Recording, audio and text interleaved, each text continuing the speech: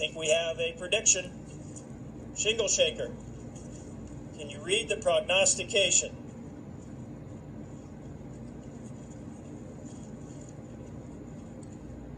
Hear ye, hear ye, hear ye. Now, this second day of February, 2021, the 135th annual trek of Punxsutawney Groundhog Club. Punxsutawney Phil, the seer of seers, the prognosticator of all prognosticators, was awakened from his burrow at 7:25 a.m. by his handler and friend on this quiet morning where few can attend. In Groundhogese, Phil directed the president and the inner circle to his prediction scroll that reads, "It's a beautiful morning, this I can see, with all my fans viewing virtually, my faithful followers being safe and secure. Our tradition of Groundhog Day must endure. We have all passed through the darkness of night, but now see hope in morning's bright light. But now, when I turn to see, there's a perfect shadow cast of me. 6 more weeks of winter there will be." Hey, it's Trisha, Knitting Lady. Wasn't that a cute little groundhog? Well, he wasn't so little. He looks like he was fed well, doesn't he? So it's Groundhog's Day, and Phil has predicted 6 more weeks of winter because he saw his shadow. How can he not with all that snow with a little bit of sun peering through? So, let me tell you about Groundhog Day. It started in February 2nd, 1887. February 2nd, 1887.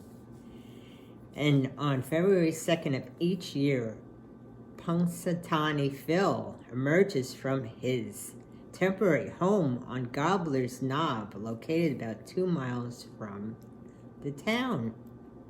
According to tradition, if Phil sees his shadows and returns to his hole, he has predicted 6 more weeks of winter. If not, he predicts an early spring. So 6 more weeks of winter weather. Oh, I hope they don't get more snow. I don't miss that at all. So his official name, he's got an official name, and they did mention part of it, Punxsutawney Phil, seer of seers, sages of sages, prognosticator of prognosticators, and weather prophet extraordinary. And the tradition originates from Germany, Candlemas. It's a Christian holy day in Germany. It started with hedgehogs. So when the German settlers came to Pennsylvania, they could not find a hedgehog, so a groundhog was a substitution. And I will explain the difference later.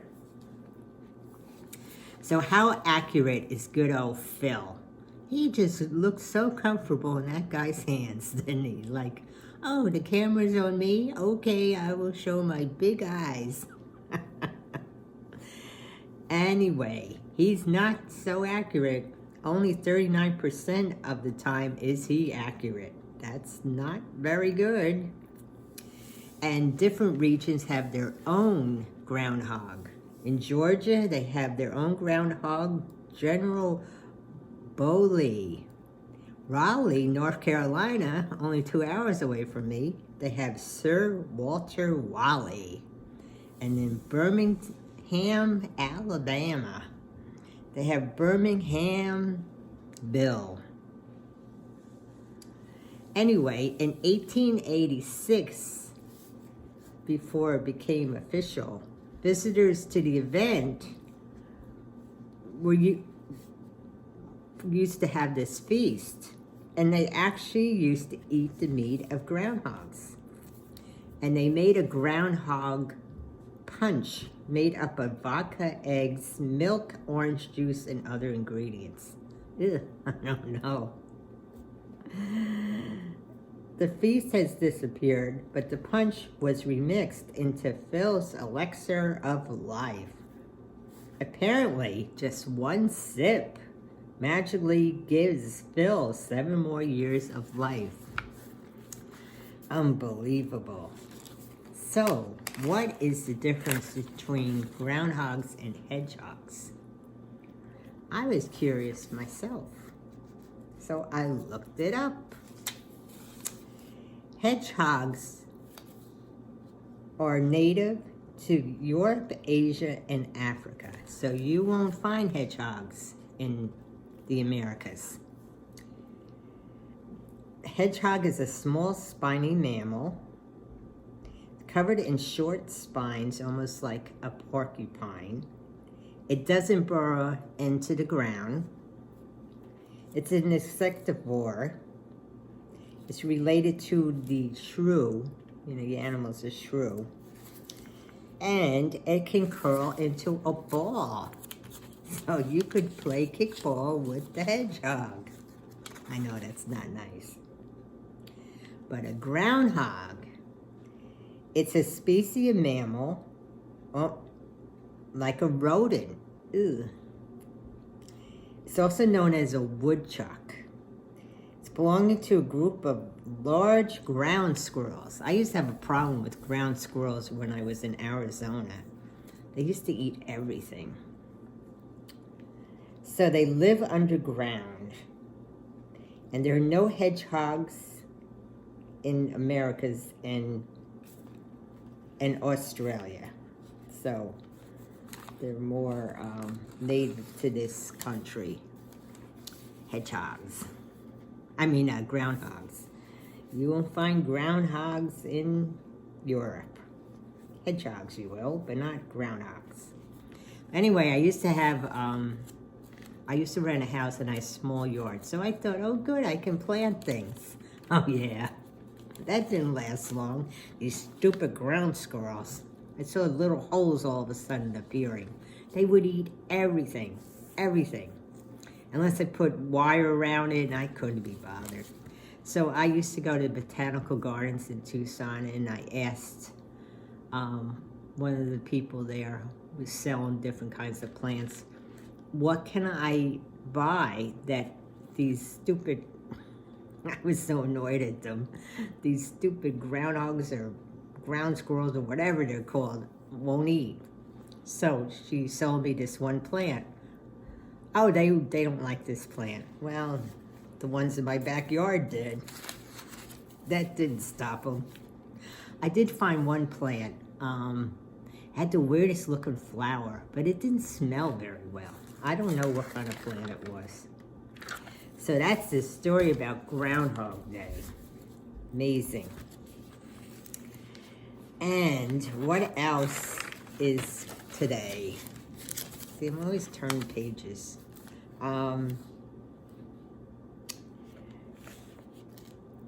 Armadillo shells are bulletproof.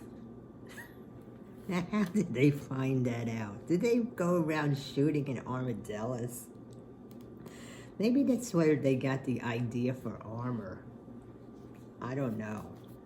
Today's birthday is Shakira. She was born in 1977. Christy Brinkley was born in 1954. And Farrah Fawcett was born on this day in 1947, and she died in 2009. It's a shame. I know she died of cancer. What else do I have here? No, that's about it. It's going to be a short video. And let me give you the affirmation for tomorrow. It's about taking chances. Chance is always powerful. Let your hook be always cast in the pool where you least expected there will be a fish. And that was by Ovid. I don't know. Does that mean anonymous? We can't get into college or find a new job if we don't try. Those that we think as being lucky are often simply those who have been willing to take a chance, to put themselves on the line. We often talk ourselves out of exploring opportunities because we're convinced that there is little chance we would succeed. But if we aren't willing to put our hook in the pond, it's guaranteed we will never catch a fish. So the affirmation is, I will look for an opportunity I might otherwise pass by and take a chance on it.